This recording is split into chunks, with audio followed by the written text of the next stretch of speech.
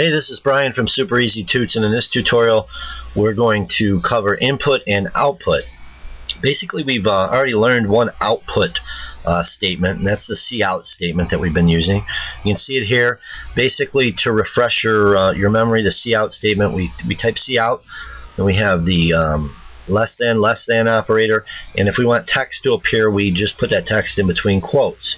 If we wanted one of our variable values to appear, we would just put that variable value after the less than operator.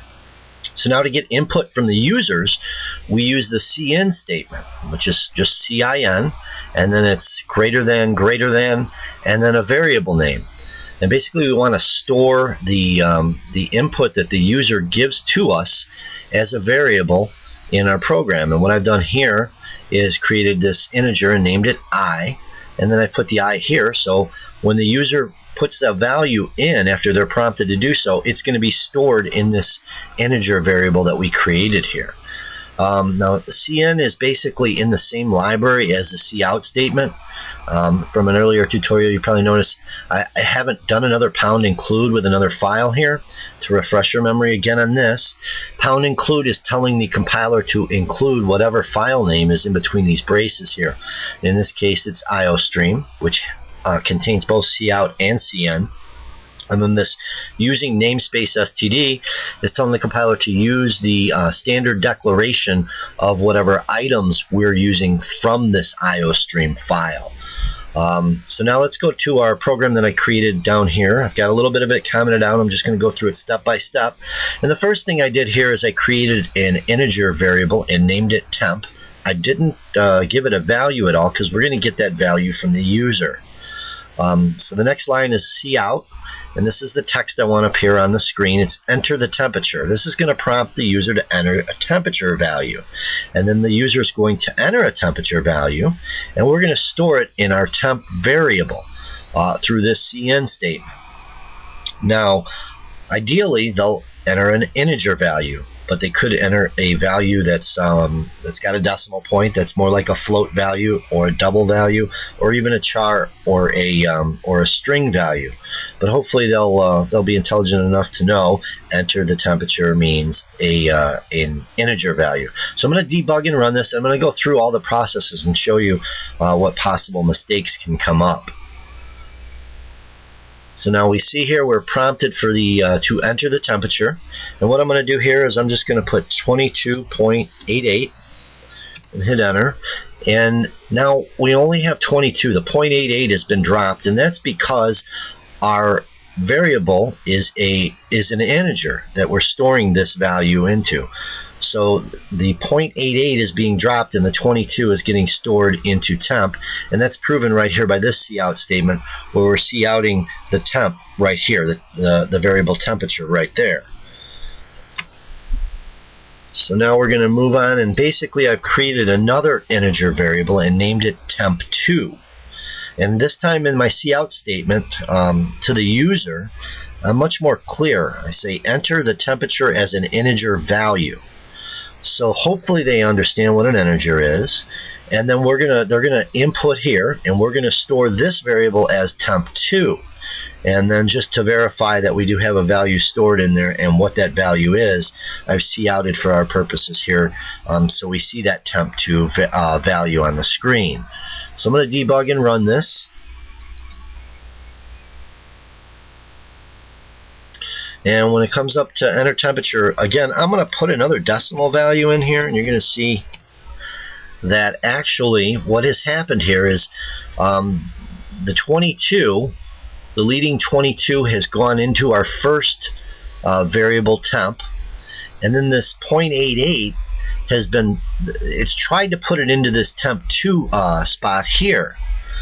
But this temp2 is an integer, so 0.88, it can't read that, so when we cout this temp2 here, it's just this garbage value. So again, to reiterate, the 22 goes into the first temp variable, and then the 0.88 gets carried over, and they try to put it in the temp2 variable, but it's impossible because it's an integer, and 0.88 obviously is not an integer value. So that's what's printed out there, a garbage value. Now if I try to I'm going to run this again, and I'm going to try and put a string in there. I'm going to show you what happens with that. Just going to put, let's say they are prompted and they just type in the number 2. Now what has happened here is both of the integer variables have been kind of corrupted, so to speak. They both have garbage values because it's trying to put 2 TWO into temp. It's trying to put whatever second part of TWO into temp2, and we've got 2 garbage values here because it hasn't been achieved. So now what I'm going to do is I'm going to run this program, and I'm going to actually answer the questions properly. So temperature, let's just say 33. Then we get the next temperature, and it's 36. And then we have everything that's run perfectly clean here. There is a way to make sure we have a validated, a correct numeric value to match our data type of the integer we have here, but we'll get to that much later. Just wanted to show you some examples on that. So now what I'm going to do here, just to show you also that that these variables keep that value stored in them that it gets from the user, because we can use this to eventually add up temperatures from 30 days and give the average for the month and whatnot.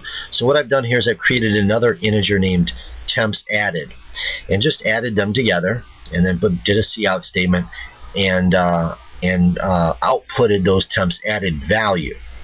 So if I debug and run, again, we're going to be prompted to enter the temperature values.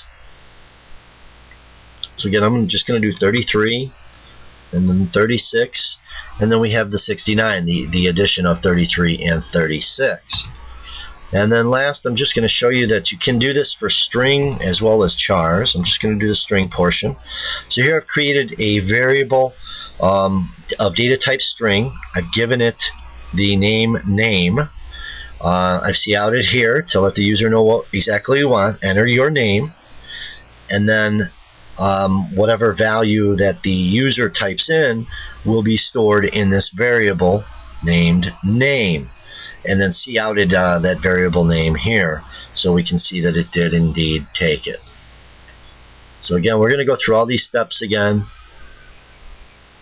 Just going to do 22, 22, and then enter your name. We'll just do John, and you see John printed out here. So now it's taken this input from the user here and stored it in this variable named name, and then we can see the output there.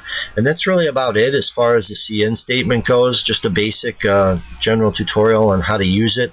I'm going to use this much more in detail a little later on.